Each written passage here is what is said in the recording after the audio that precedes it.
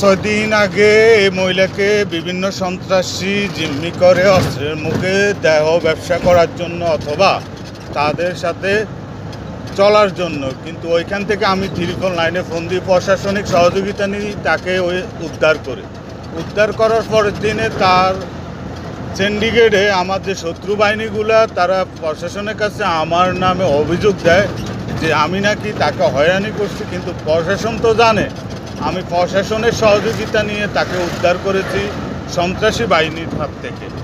অতএব তাকে দিয়ে যারা বিভিন্ন ধরনের অকারেজ করার জন্য বিভিন্ন হুমকি ঠেট এবং আমার নাম ব্যবহার করে আমাকে বিভিন্ন অস্ত্রের মুখে জিম্মি করে আমাকে বিভিন্ন হয়রানি করার চেষ্টা, আমার যদি ওয়াইফ হইতো সে আমার বাড়িতে আসতো।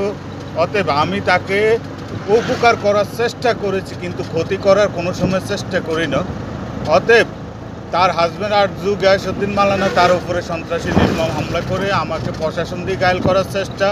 অতএব পরবর্তীতে তার হাজব্যান্ড সন্ত্রাসী বাহিনী দিয়ে হামলা করে চেষ্টা, প্রশাসন দিয়ে ঘায়েল করার চেষ্টা। গত কিছুদিন আগে আমার নামে মিথ্যা গুজব উঠিয়ে আমিনুল্লাহ কোম্পানির বাড়িতে মাদক দিয়ে আমাকে হয়রানি করার চেষ্টা। কিন্তু এই মহিলার কারণে আমি জায়গায় জায়গায় জিম্মি, এবং এই মহিলা আমার সামনে আসেও না বসেও না। আপনারা জানেন 15 জুলাই আমার উপরে সন্ত্রাসী নির্মম হামলা হওয়ার পরে দিয়ে তাকে আমার পিছে লেলিয়ে দেওয়া হয়েছে, আমি যেন ছাত্র জনতা প্রশাসন কারো সহযোগিতা না নিতে পারি। অতএব আমার কোথাও যদি কোনো কিছু হয় তার হাজব্যান্ড অথবা তার সিন্ডিকেট আমার এলাকার যে সন্ত্রাসী বাহিনীগুলো তারাই